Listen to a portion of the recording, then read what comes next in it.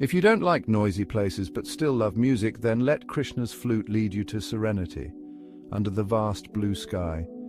Little Krishna sits beneath a grand ancient tree.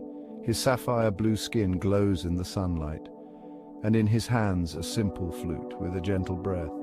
Krishna brings the flute to his lips. The first note dances through the air. Soft and enchanting, birds pause their chatter, animals halt their play, and even the wind seems to listen.